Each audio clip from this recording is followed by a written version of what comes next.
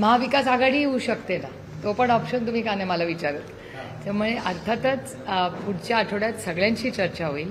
आम्ही India alliance म्हणून चर्चा करू, आम्ही महाविकास आघाडी म्हणूनही चर्चा करू. त्यामुळे पुढच्या 8 दिवसामध्ये चित्र स्पष्ट होईल. कारण का अनेक बातम्या येत आहेत, कोर्टातही मंगळवारी केस आहे. त्याच्यामुळे मला असं वाटतं की एक आठवड्याभरात पूर्ण स्पष्ट चित्र तुम्हाला दिसेल. पण आम्ही सगळ्यांशीच चर्चा करूनच निर्णय घेऊ. राष्ट्रवादी काँग्रेस पक्षाची भूमिका ही सगळ्यांना एकत्र घेऊन जायची आहे. कालही होती, आजही आणि उद्याही राहील. त्यामुळे आम्ही काँग्रेसशी अर्थातच चर्चा करणार आहोत पुढच्या आठवड्यात. पण आमची उद्धवजींचीही सविस्तर याच्याबद्दल चर्चा होईल. शिवसेनेच्या नेते माननीय अनिल देसाईंची माझीही आज सकाळीही माझं जेव्हा मी विनंती केली त्यांना की मला दिल्लीला जायला लागतंय म्हणून, तेव्हा त्यांना मी वेळ मागितली ह्याही विषयासाठी. त्यामुळे मुंबईचा विषय असो, महाराष्ट्र किंवा देशाची राजकीय परिस्थिती ह्या बाबतीत आम्ही सविस्तर माननीय उद्धवजींशीही आणि त्यांच्या पक्षाची चर्चा होईल. आदरणीय पवारसाहेबच ती करतील आणि काँग्रेसशीही चर्चा पुढच्या आठवड्यात आहे.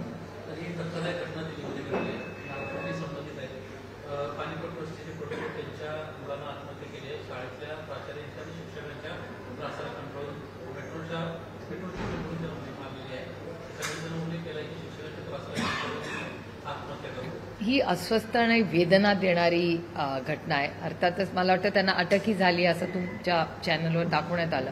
पण वागणं आणि शिक्षकांनी किती टोकापर्यंत जायचं या सगळ्याची पारदर्शक इन्क्वायरी झाली पाहिजे आणि नवीन गाईडलाईन्स ही दिले गेले पाहिजेत किंवा एक रिड्रेसल सिस्टम.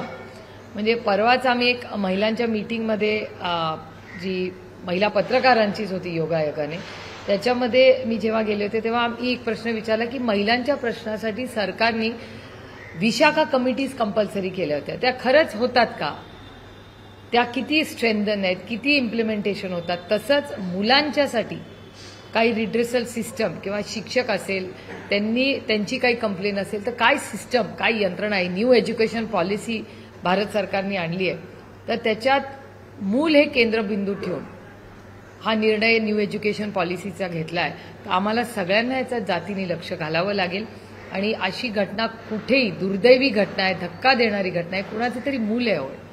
त्यामुळे ह्याची पारदर्शकपणे इन्क्वायरी झालीच पाहिजे आणि जे कोणी त्याच्यात गुन्हेगार असेल त्याला ही कठोर कठोर शिक्षा झाली पाहिजे. पालकांनी आंदोलन केलेलं आहे. नाही, याची इन्क्वायरी तर शाळेने केलीच पाहिजे. आणि मला असं वाटतं न्यू एज्युकेशन पॉलिसीमध्ये ह्या प्रक्रियेसाठी म्हणजे मेंटल हेल्थ इश्यूज आणि त्याबरोबर हे जे टॉर्चर वगैरे सारख्या घटना ज्या येतात त्याला अड्रेस कुठली शाळा कसं करते, म्हणून मी त्याला विशाखा कमिटीशी जॉईन करते की त्या दोन्ही सिमिलर सिच्युएशन म्हणजे हॅरेसमेंट ॲट वर्कप्लेस याच्यासाठी विशाखा कमिटी काढली. तशीच प्रत्येक शाळेमध्ये अशी यंत्रणा असली पाहिजे. आणि नसेल तर मला असं वाटतं हे कंपल्सरी भारत सरकारने प्रत्येक शाळेत केलं पाहिजे.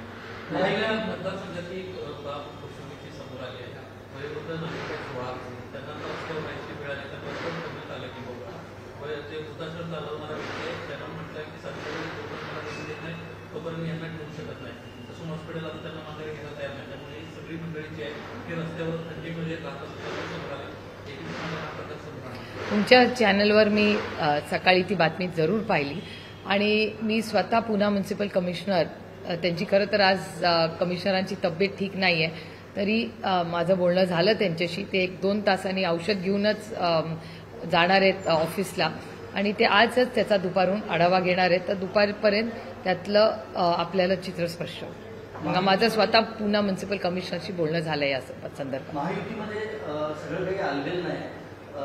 कॅबिनेट बैठकीवर बहिष्कार टाकला होता शिंदेच्या मंत्रिमंडळातल्या मंत्र्यांनी शिवसेनेतल्या. त्यानंतर उपमुख्यमंत्री एकनाथ शिंदे काल अमित शहा यांना भेटलेले आहेत आणि असं आलं आहे की प्रदेशाध्यक्ष आणि इतर काही वरिष्ठांची त्यांनी तक्रार केलेली आहे. एकतर तो त्यांच्या युतीचा अंतर्गत प्रश्न आहे. कोणी कुठल्या पक्षातून काय घ्यायचं कदाचित त्यांना मान्य असेल अमान्य असेल मला याची माहिती नाही.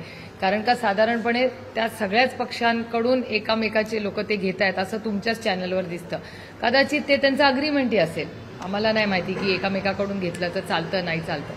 पण साधारणपणे माझी एकच एक नागरिक म्हणून विनंती आहे. मी हे काही विरोधक म्हणून म्हणत नाहीये किंवा मी विरोधी पक्षामध्ये काम करते म्हणून म्हणत नाहीये, पण माझी एक नागरिक म्हणून महाराष्ट्राच्या कॅबिनेटच्या मंत्र्यांना विनंती आहे की कॅबिनेट आणि तुमचं वैयक्तिक राजकारण हे आपण वेगळं ठेवलं पाहिजे. तुमची नाराजी ही असू शकते ना, पण ते निर्णय प्रक्रियेमध्ये ती येता कामा नये. कॅबिनेट हे माननीय मुख्यमंत्री कॅबिनेट लीड करतात. तुम्ही कॅबिनेटच्या आधी किंवा नंतर तुमची जी काही गाऱ्हाणी आहेत किंवा तुमच्या काही अडचणी, तुमच्या वैयक्तिक अडचणी आहेत त्या तुमच्या संघटनेच्या अडचणी आहेत, त्याच्यात गरीब कष्ट करणाऱ्या ज्या मराठी माणसांनी, महाराष्ट्रातल्या माणसांनी तुम्हाला एवढं मोठं मॅन्डेट दिलं, 220 आमदार आहेत त्यांचे, तर एवढं मोठं मॅन्डेट असताना रुसवे फुगवे कसले हो? तुम्ही सेवेसाठी आलाय ना. मोदीजी म्हणतात ना की मी प्रधान सेवक आहे. मग हे खालपर्यंत पोहोचत नाही का मोदीजी जे शिकवतात दिल्लीमध्ये? ते हे आश्चर्य मला वाटतंय की मोदीजींना तुम्ही नेता मानताना मग मोदीजींचा थोडं तरी काहीतरी पर्क्युलेट खालीपर्यंत झालं पाहिजे, शेवटच्या कार्यकर्त्यापर्यंत. नवाब मलिक यांच्यावर मुंबई महापालिकेची जबाबदारी राष्ट्रवादी काँग्रेसने दिली आहे. त्याबाबत भाजपनं गंभीर आरोप असलेल्या व्यक्तीवर ही जबाबदारी दिल्यामुळे इशारा दिलाय की हे योग्य पद्धत ही योग्य नाही अशी शब्द. मला हे आश्चर्यही वाटतं, दुःखही वाटतं, कारण का अनेक वर्ष नवाबबाईंनी आणि आम्ही एकत्र काम केलेले आहेत. माझे कालही आणि आजही आणि उद्याही कौटुंबिक संबंध त्यांच्यावर कालही होते, आजही आहेत आणि उद्याही राहतील. नवाबबाईंनी काही केलं नाही, त्यांच्यावर खोटे नाटे आरोप झाले हे ते पहिल्या दिवसापासून सांगतायत. आणि त्यानंतर ज्या पद्धतीने, आज तर त्यांचे मित्रपक्ष आहेत ना, ते मित्रपक्ष असताना मित्रपक्षावर तुम्हाला मित्रपक्ष म्हणून ते चालतात. जेव्हा पक्ष फोडले तेव्हा नवाबबाई यांना आमदार म्हणून चालले, आणि आज जेव्हा संघटना, मित्रपक्षाची संघटना वाढतीये तेव्हा नवाबबाईंवर हे आरोप करणं, हे काही नैतिकता राहिली आहे का नाही? म्हणजे सोयीप्रमाणे माणूस गुन्हेगार. आता काशीनाथ भाऊचंच बघा ना. काशीनाथ भाऊ हे पालघरचे, महाविकास आघाडीचं सरकार असताना त्यांच्यावर आरोप प्रत्यारोप झाले, पार पोलीस स्टेशनपर्यंत गोष्ट गेली. काशीनाथ भाऊंवर नको नको ते आरोप भारतीय जनता पक्षाने केले, आणि आज त्याच काशीनाथ भाऊंना जेव्हा पक्षप्रवेश घेतला, मग काशीनाथ भाऊ गुन्हेगार आहेत का नाही याचं उत्तर भारतीय जनता पक्षाने द्यायचं. मी पहिल्यापासून म्हणते, मी पहिल्या दिवसापासून काशीनाथ भाऊच्या बाजूनी उभी राहिले की काशीनाथ भाऊंचा काहीही संबंध नाही त्या पालघरच्या केसशी. हे मी तेव्हाही म्हणत होते, आजही म्हणते.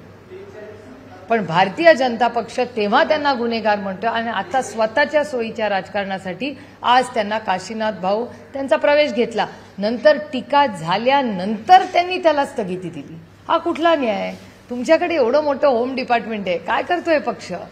आणि मला आश्चर्य एकच गोष्टीचं वाटतं की माझा एक भाबडा समज होता की भारतीय जनता पक्ष अतिशय सुसंस्कृत पक्ष, आणि मी तो जवळून पाहिलेला आहे. अटलजींची भारतीय जनता पार्टी, अडवाणीजींची भारतीय जनता पार्टी, सुषमा स्वराजांचं नेतृत्व, सुषमाजी आणि अरुणजींना आजही आम्ही नेता मानतो, जरी आम्ही वेगळ्या विचाराच्या पक्षात असलो तरी. अतिशय सुसंस्कृत नेतृत्व. काय झालंय त्या भारतीय जनता पक्षाला आज? अरे मतभेद असू शकतात, पण त्या पक्षाकडे मी स्वतः खूप अपेक्षेने बघत होते. अरे विरोधक असलं म्हणून काय झालं, दिलदार विरोधक असला पाहिजे. एक अतिशय सुसंस्कृत तो पक्ष होता, पण आज रोज हेडलाईनमध्ये असतो तो पक्ष. आणि जी कल्चर भारतीय जनता पक्षात काल होतं, हे मी खूप जड अंतःकरणाने म्हणते, ते आज नाही. कुठल्या कुठल्या प्रकारचे लोक त्या पक्षात घेत आहेत. मलाही आश्चर्य वाटते की भारतीय जनता पक्ष आधी नव्हता, आता का असे, म्हणजे कुठून हे लोक येतात, कसे होतात, आणि त्याचा सगळा डेटा तर तुमच्या चॅनलवर पारदर्शकपणे तुम्ही मांडता. त्यामुळे भारतीय जनता पक्षाचं सत्तेमधला पक्ष एवढा मोठा मॅन्डेट असताना अशा बॅकग्राऊंडचे लोक, जे ड्रग्सचे तस्कर असतील, अजून कुठले आरोप प्रत्यारोप, आणि आरोप सगळे भारतीय जनता पक्षानेच केलेले. नवाबबाईंवर पण आरोप हा भारतीय जनता पक्षानेच केलाय. आम्ही कालही केला नाही, आजही नाही, आणि उद्याही करणार नाही.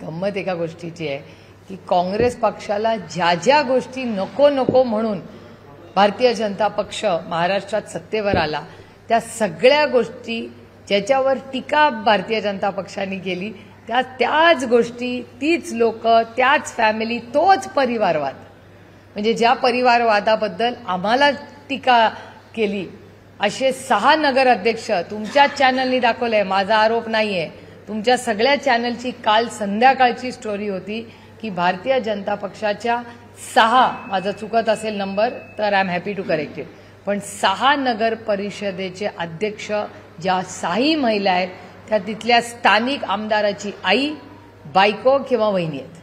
तर परिवारवाद आम्ही करतो तेव्हा परिवारवाद आणि ते करतात तेव्हा टॅलेंट, हा कसा न्याय मला सांग. आपलं ते बाबडे आणि दुसऱ्याचं ते कार्ट असं नाही ना. महायुतीमध्ये जो काही तेढ निर्माण झालेला आहे तो रवींद्र चव्हाण आणि श्रीकांत शिंदे यांच्या व्यक्तिगत वादाचा हा परिणाम आहे अशी चर्चा आहे महायुतीमध्ये. मला असं वाटत नाही.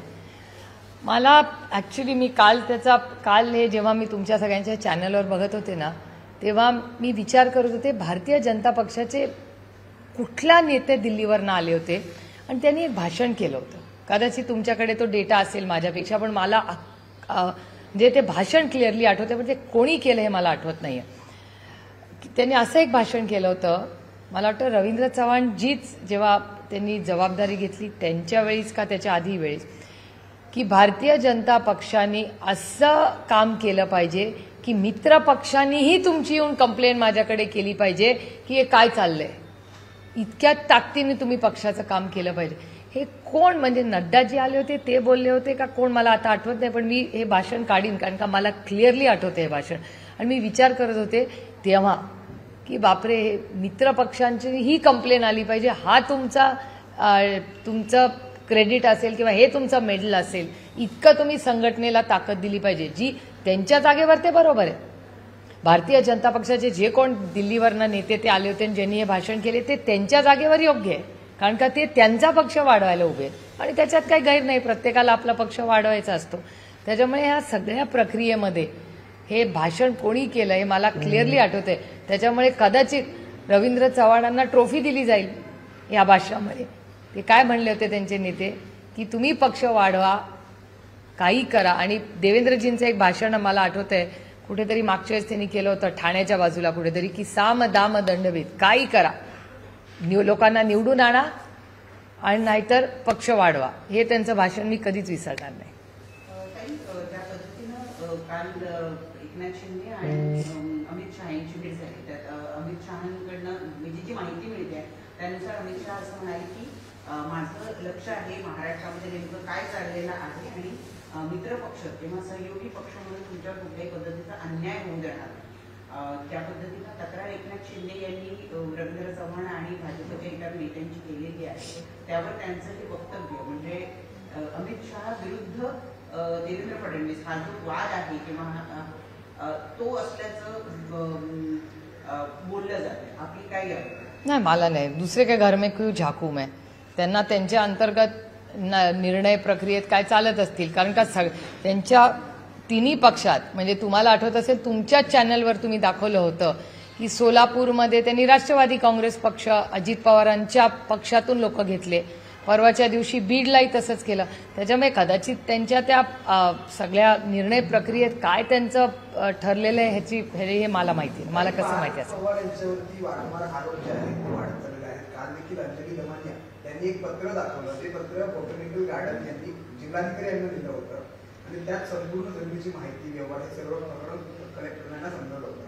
तर अंजली दमणे यांनी आरोप केला आहे की अजित दादांना सगळ्या गोष्टी माहिती होत्या, कारण ते पालकमंत्री आहेत आणि ऍक्च्युअली जर का कलेक्टर पालकमंत्र्यांना सगळ्या गोष्टी सांगत असतील तरी देखील अजित पवार यांनी माध्यमांशी खोटं सांगितलं आहे. अजित पवारांना सगळ्या गोष्टीची माहिती होती आणि पार्थ पवारांचे देखील आरोप केले आहेत की पार्थ पवार त्यावेळेस त्या ठिकाणी होते, त्यांचं लोकेशन काढा, त्या सगळ्या गोष्टी तुम्ही त्याकडे कसं बघता, दादांचा राजीनामा घ्यावा अशी माझी मागणी होती.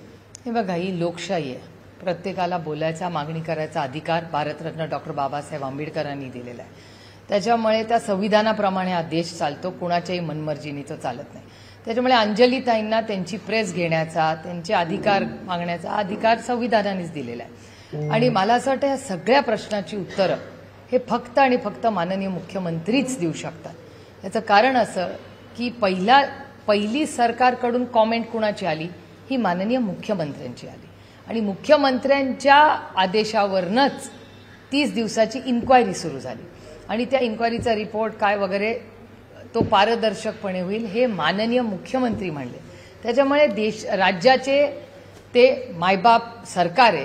त्याच्यामुळे मायबाप सरकारचे जे जबाबदार व्यक्ती आहेत ते माननीय मुख्यमंत्री आहेत. त्यामुळे हे सगळे जे प्रश्न तुम्ही मला विचारताय ह्याची खरी उत्तरं फक्त त्यांनाच माहिती असेल.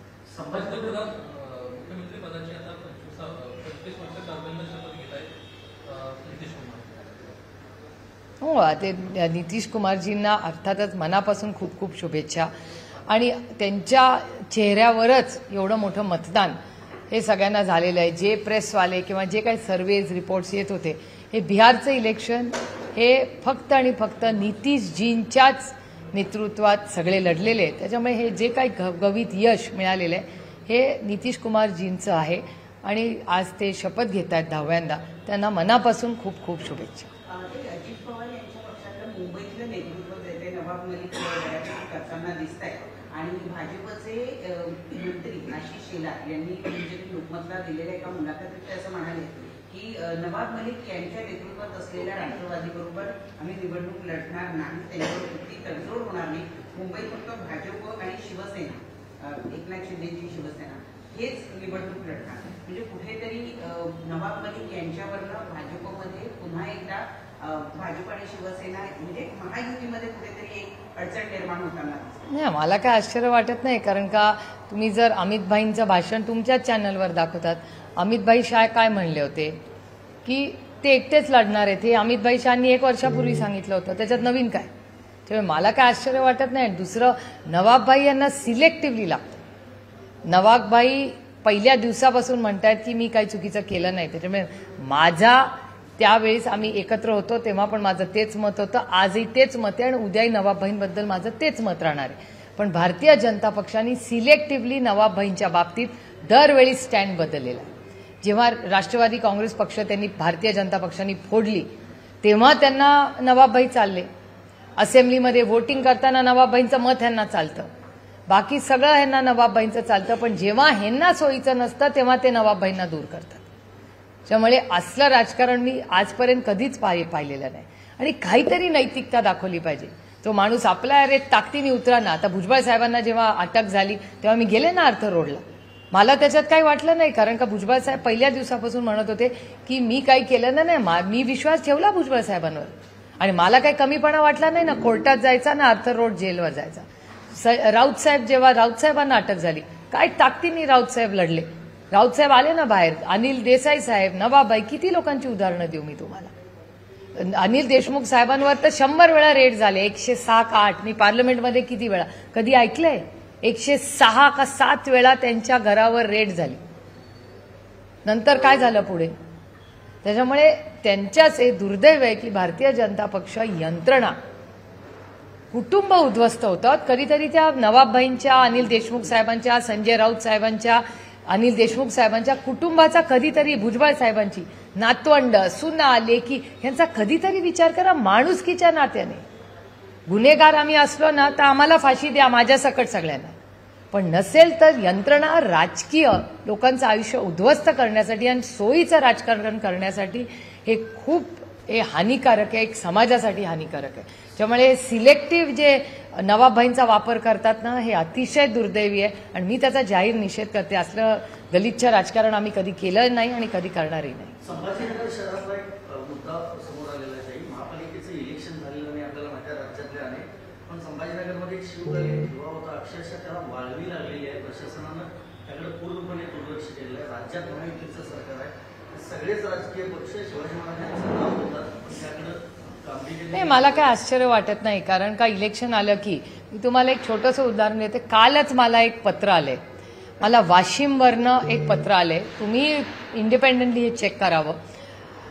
आणि मी आरोप आता का करत नाही, मी सगळ्या कागदपत्राची वाट बघते. मला असं एका व्यक्तीने पत्र असं लिहिलंय वाशिम जिल्ह्यातून की आपल्या सगळ्याची जे श्रद्धास्थाने पोहरादेवी ज्या इथे माननीय प्रधानमंत्री आले होते, माननीय प्रधानमंत्र्यांनी अनेक कोटी, कितीतरी 100-200 कोटी रुपयाचा का 500-600 कोटी रुपयाचा एक मोठा प्रोजेक्ट लॉन्च केला. देशाचे प्रधानमंत्र्यांनी केला आणि अर्थातच प्रधानमंत्री निघून गेले, कारण हा प्रोजेक्ट राज्याचा आहे आणि राज्याचा आता मला जे पत्र आलंय त्याच्याप्रमाणे पोहरा देवीला 150 कोटी रुपये जे येणं होतं ते आलेलं नाही. तिथलं काम थांबलेलं आहे असं त्या पत्रात वाशिमच्या मला आलेलं आहे. त्याच्यामुळे त्याची माहितीही मी काढणार आहे. त्याच्यामुळे मग शिवभक्त असतील, आपले सगळे गड असतील आणि हे पोहरादेवीच्या मंदिराचं मी तुम्हाला सांगू इच्छिते, किंवा मग मंत्र्यांची नागपूरची घरं असतील, या सगळ्या स्टोरी तुम्हीच कव्हर केल्या आहेत ना. त्यामुळे महाराष्ट्र सरकारकडे जो निधीचा तुटवडा वारंवार ज्याची मी गेले 1.5-2 वर्ष महाराष्ट्र सरकारच्या आर्थिक परिस्थितीबद्दल केंद्रातही बोलले आणि इथेही बोलले की fiscal management is in a mess. या राज्यामध्ये जेवढा पैसा येतो आणि जेवढा खर्च होतो त्याच्यात प्रचंड तफावत आहे. त्याच्यामुळे हे राज्य आर्थिक अडचणीत आहे. पण संभाजीनगरबाबत मुख्यमंत्र्यांनी उपमुख्यमंत्र्यांनी लक्ष घालावं असं वाटतं. अर्थातच घातलं. माझ्या मंत्री आहेत ते. पक्ष फोडणं, घरं फोडणं, बाकी काय असलं एजन्सीचा वापर गैरवापर करण्याच्या पुढे थोडं प्रशासनाचं पण काम केलं पाहिजे ना. ताई, जिस तरह से जो लेटर अभी एमिनेंट पर्सनालिटीज ने लिखा है, जिसमें कुछ रिटायर्ड जज हैं, कुछ सिटीजन्स हैं, कुछ आर्मी पर्सनल्स भी हैं, उन्होंने राहुल गांधी को खत लिखा है कि जिस तरह से जो इलेक्शन कमीशन पे आरोप लगा रहे हैं वोट चोरी को लेकर और इलेक्शन कमीशन की जो छवि है वो खराब करने की कोशिश की जा रही है, आप किस तरह से देखते हैं? देखिए, एक सशक्त लोकतंत्र में हर एक को खत लिखने का अधिकार है. आपको याद होगा 5 साल पहले मोदी जी के सरकार के खिलाफ भी ऐसा ही खत आया था, तो वो मोदी जी के सरकार के खिलाफ आया था. ये अभी उनके पक्ष में आया है. तो एक सशक्त लोकतंत्र में ऐसी चीजें होती रहती है. नहीं, ठीक है, ये सब चलती रहती है. देखिए, मैंने कल भी आपको कहा था, हमें जैसे बोलने की ताकत है तो सुनने की भी ताकत हम सब ने रखनी चाहिए. तो दोनों से एक सशक्त लोकतंत्र में थोड़ा तो ये सब होना चाहिए. वोट चोरी का आरोप लगा है, आपने रोजगार के साथ से, क्या आपको लगता है वोट चोरी वाकई हो सकता है? जिस प्रकार से राहुल गांधी लगातार 3 बार प्रेस कॉन्फ्रेंस करके, लेकिन कोई सबूत नहीं पेश कर, जैसा चुनाव आयोग करना. नहीं, देखिए, आपके सारे चैनल जो आरोप किए हैं वोट चोरी के मामले में, वो तो आप ही ने जाके कंफर्म किए. हमने तो आपको नहीं लेके गए. हर चैनल वहां गया, उसको बोले कि हाँ, इस घर में 800 लोग हैं, एड्रेस तो 2 लोगों का रहने की भी जगह नहीं है, लेकिन वहां 800 लोग रहे. तो वोट चोरी का तो इतना आपने भी पूरा चेक किया है ना, तो दाल में कुछ तो काला है, लेकिन क्या एग्जैक्टली है, कैसे आगे कैसे जाना है. और मेरे ख्याल से मैंने खुद भोगा है. इलेक्शन कमीशन में मैं जितने बार गई हूं शायद कोई नहीं गया होगा. जिस तरह से केस चली, अभी भी हमारी केस सुप्रीम कोर्ट में चल रही है. तो अन्याय तो शिवसेना पे भी हुआ, राष्ट्रवादी कांग्रेस पे भी हुआ. हमारे तो हर डॉक्यूमेंट्स है उनके पास, लेकिन न्याय नहीं मिला. इसे तो हमें कोर्ट जाना पड़े. ये बहुत दुख की बात है, क्योंकि मैं हमेशा समझी हूं कि हर इंस्टीट्यूशन, बड़े वो आरबीआई हो, इलेक्शन कमीशन हो या सीएजी का ऑडिटर्स हो, जो भी हो, वो पारदर्शिता से ही काम होना चाहिए. तो हमें भी दुख लगता है, हमें दुख होता है. जब मैं इलेक्शन कमीशन गई थी तो मैं बहुत विश्वास के नाते गई थी वहां कि जो यहां होगा वो सच ही होगा, लेकिन हम पे अन्याय हो गया. बिहार चुनाव का रिजल्ट देखा, उसके बाद समाजवादी पार्टी के नेता विधायक कह सकते, वो कह रहे कि कांग्रेस को उनकी घमंड ने उनको कहीं ना कहीं कदम चला के रखना है और कहीं ना कहीं कांग्रेस का जो लीडरशिप है वो बदलने की जरूरत है. आपको लगता है वाकई कांग्रेस का घमंड और लीडरशिप बदलने की जरूरत है, जिस प्रकार से लगातार चुनाव आते हैं? देखिए, success has many fathers, failure is an orphan. तो जब कांग्रेस बड़ी हो रही थी तब सब अच्छा ही चल रहा था. तो मेरे ख्याल से हार और जीत ये सबके लाइफ में आती है और हमें आत्मचिंतन जरूर करना चाहिए. मैं बड़ी विनम्रता से कहना चाहती हूँ, सिर्फ कांग्रेस नहीं, पूरे विपक्ष को आत्मचिंतन करना चाहिए कि हम आगे कैसे चले. वोट चोरी के मामले में हो, महाराष्ट्र में हो, किसानों की आत्महत्या हो, ये जो फाइनेंशियल क्राइसिस राज्य में भी हो रहा है और बाकी राज्यों में भी है, उसका भी होना चाहिए. जीएसटी में अभी कलेक्शंस क्या हुए, उसका इम्पैक्ट क्या होगा देश के विकास पे, ये सारी जो चीजें हैं, ये टैरिफ का इशू पे क्लैरिटी नहीं आ रही कि अमेरिका क्या करेगी. बहुत सारे विषय है जो गंभीर है और एक सशक्त लोकतंत्र में हर ऐसे पॉलिसी डिसीजन पे चर्चा होनी चाहिए.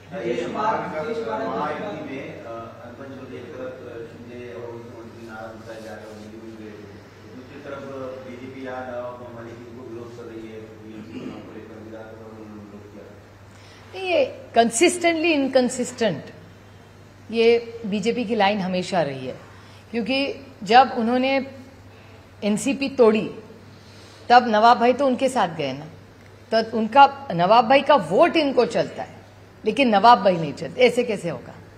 और उनके साथ ही तो बैठे ना 1.5-2 साल, वही नवाब भाई हाउस में बैठे ना उनके साथ, तो तब नवाब भाई अच्छे थे। सिलेक्टिव जो एमनीजिया होता है ना बीजेपी को, ये बहुत चिंताजनक है, एक सशक्त लोकतंत्र के लिए भी हानिकारक है, क्योंकि दिक्कत की बात ऐसी है कि ये पहले आरोप करते हैं और उसके बाद प्रवेश। आप ही के चैनल ने काशीनाथ भाई का आप सब ने दिखाया, काशीनाथ जी का उन्होंने प्रवेश लिया, स्टॉल कर दिया। क्यों स्टॉल कर दिया, फिर लिया क्यों in the first place? Kashinath ji, मैं कल भी कह रही हूं, आज भी कह रही हूं और कल भी कहूंगी कि जब पालघर का इश्यू हुआ तब हम उनके साथ खड़े रहे, क्योंकि वो नहीं थे वहां, लेकिन बीजेपी ने इतना बड़ा इश्यू किया कि नहीं काशीनाथ ही थे और परसों उनका प्रवेश ले लिया। ड्रग्स का जो मामला निकाला धाराशिव का, वो मैंने नहीं निकाला, इनकी सरकार ने इंक्वायरी लगाई, किसी ने कंप्लेन की और उसी आदमी को आपने फिर भारतीय जनता पार्टी में ले लिया। ड्रग्स हो, बेनामी ट्रांजैक्शंस हो, भ्रष्टाचार हो, ये सारे चीज, परिवारवाद, आप ही के चैनल ने कल दिखाया। परिवार के तो सबसे बड़ा टिप्पणी हम पे होती थी कि कांग्रेस एनसीपी पूरी परिवारवाद वाली पार्टी है। एक नहीं, 6 नगर पालिका के जो अध्यक्ष है ना, भारतीय जनता पार्टी के 6 नगर अध्यक्ष ऐसे हैं जो परिवारवाद है। तो हमने किया तो परिवारवाद और उन्होंने किया तो टैलेंट और मेरिट, ये कौन सा न्याय है? बिहार में जिस प्रकार से नतीजा है, जिसके बाद आज नीतीश कुमार 10वीं बार मुख्यमंत्री का शपथ ले रहे, कैसे इसको देखते हैं? क्या नीतीश कुमार जिस प्रकार से बीजेपी वहां लार्जेस्ट पार्टी उभरी है और आज नीतीश कुमार शपथ ले रहे? नहीं, लेकिन फेस तो नीतीश कुमार जी का ही था ना, मैंडेट ये नीतीश कुमार जी का है। आप पूरा इलेक्शन कैंपेन देखिए, आपके चैनल के भी लोग गए होंगे, हवा जो चल रही थी वो नीतीश कुमार जी और तेजस्वी की ही थी। तो इधर तेजस्वी भाई जीतते हैं, नहीं तो नीतीश कुमार जी जीते, यही 2 का नाम वहां चल रहा था, ग्राउंड पे भी यही 2 नाम चल रहे थे। तो ये जीत जो हुई है वो नीतीश कुमार जी की जीत है। पहलगाम हमले के बाद जिस प्रकार से आप भी डेलीगेशन का हिस्सा रहे थे ऑपरेशन सिंदूर को लेकर, अब ऑपरेशन सिंदूर को लेकर कांग्रेस के वरिष्ठ नेता हैं जयराम रमेश एक प्रकार का टिप्पणी करे कि कहीं ना कहीं पाकिस्तान की जीत हुई है, कैसे इसको देखते हैं आप? क्या आप भी डेलीगेशन का हिस्सा थे? इसलिए आपसे सवाल जानने को मिले। देखिए, आपको याद होगा जब ऑपरेशन सिंदूर की शुरुआत नहीं, पहले पहलगाम का हल्ला हुआ, हल्ला होने के बाद ऑपरेशन सिंदूर हुआ। लेकिन जब पहलगाम में हल्ला हुआ, हमने भारतीय खोए लोग उस दिन जो छुट्टियां मनाने गए थे, उनकी बहुत बुरी तरह से हत्या की उनके फैमिली के सामने। तो ये जो बड़ा आतंकवाद था, जब आतंकवाद का हल्ला भारत पे हुआ, तब आदरणीय पवार साहब ये पहले नेता थे जिन्होंने कहा कि ये अंतर्राष्ट्रीय कुछ लग रहा है, और जब नेशनल सिक्योरिटी का इश्यू होगा तब एनसीपी, ये कोई भी सरकार हो, उसके साथ खड़ी रही। और फिर हम जब ऑल पार्टी मीटिंग बुलाई, राजनाथ सिंह जी चेयर कर रहे थे, उसमें राहुल जी ने भी कहा कि ये नेशनल क्राइसिस है, हम सरकार और पूरा विपक्ष भारतीय जनता पार्टी और एनडीए के साथ खड़ा रहा, क्योंकि ये नेशनल सिक्योरिटी का इंटरेस्ट था, ये भारत के लिए था। तो भारत के लिए, देश के लिए हम सब एक लेके लड़ने के लिए हम मोदी जी की सरकार के साथ खड़े रहे। तो ये जब नेशनल सिक्योरिटी का इशू होता है तो मेरे ख्याल से हम सब हमेशा, हमारी लाइन पार्टी की रही है कि ऐसे इश्यूज में हम भारत सरकार के साथ रहेंगे, किसी की भी सरकार हो। लेकिन जो विशेष टिप्पणी करनी हो वो हम पार्लियामेंट में फ्लोर ऑफ द हाउस बोलेंगे, यहाँ वहां नहीं बोलेंगे।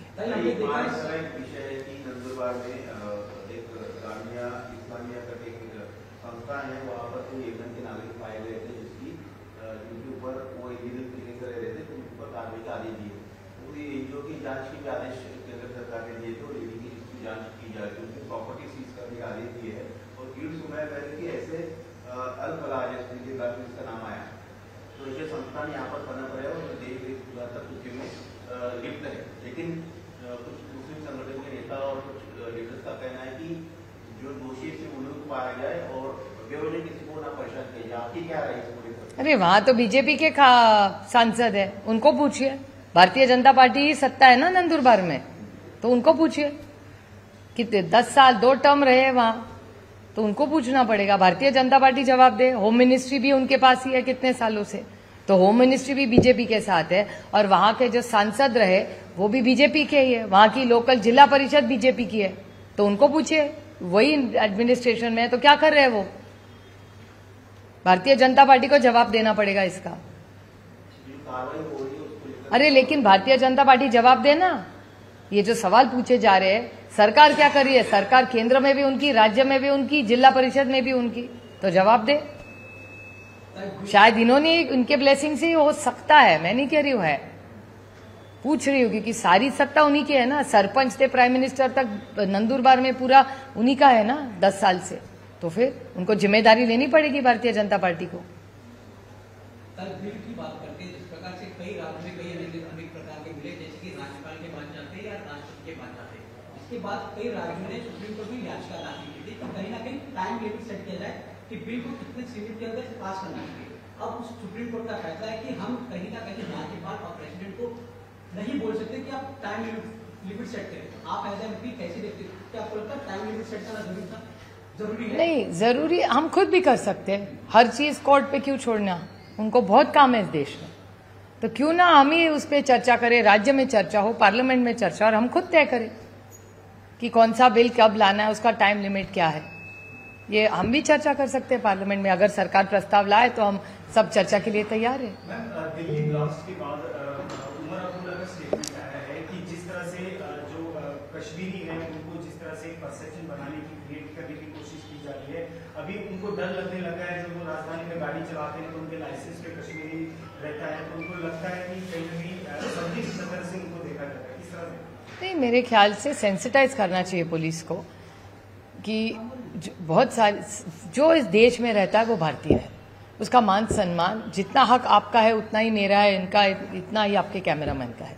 तो मेरे ख्याल से किसी को टॉर्चर नहीं करना चाहिए, और गलत फहमी, सबको one block one size fits all नहीं होता लाइफ में, तो तंग नहीं करना चाहिए, प्यार से चीजें हो सकती है। और मेरे ख्याल से इंटेलिजेंस फेलियर जो पहलगाम में भी हुआ, ये बहुत चिंता की बात है कि दिल्ली में क्या हुआ, पहलगाम में क्या हुआ, सब बिग इंटेलिजेंस फेलियर गैप, तो उसमें हम सब ने चर्चा करना चाहिए हुआ कैसे, दिल्ली की भी घटना कैसे हुई और पहलगाम की भी घटना कैसे हुई, तो कहाँ हमारा इंटेलिजेंस फेलियर हो रहा है, इसमें भी आत्मचिंतन करना चाहिए हम सब ने। के बाद जिस प्रकार से मुख्यमंत्री है कांग्रेस के नेता कह रहे कि जो युवा जिसमें जो आरोपी नाम सामने आए काफी यंग है, जिस प्रकार के नाम सामने, उनका कहना है कहीं ना कहीं युवा जो है भटक गए। आरोपी को अगर हम इस प्रकार से सब कहेंगे युवा भटक गए, आपको लगता है सही है आरोपी को इस तरह से सपोर्ट करना? आपको लगता है युवा भटक गए? नहीं, वो सपोर्ट कर रहे कि नहीं वो नहीं कह सकते, क्योंकि भटक गया किस कॉन्टेक्स्ट में उन्होंने कहा वो पूछना पड़ेगा। ऐसा क्यों है कि वो भटक गया मतलब सपोर्ट करे, ऐसा क्यों हम लोग सोचे? पूरा स्टेटमेंट तो देखें, पूरा स्टेटमेंट देखे क्या कॉन्टेक्स्ट में उन्होंने कहा वो देखना पड़ेगा, क्योंकि मैटर बहुत सेंसिटिव है। हम लोग जहां जहां जब लोगों की हत्या होती है तो मेरे ख्याल से थोड़ा संवेदनशीलता से हम सब ने बोलना चाहिए।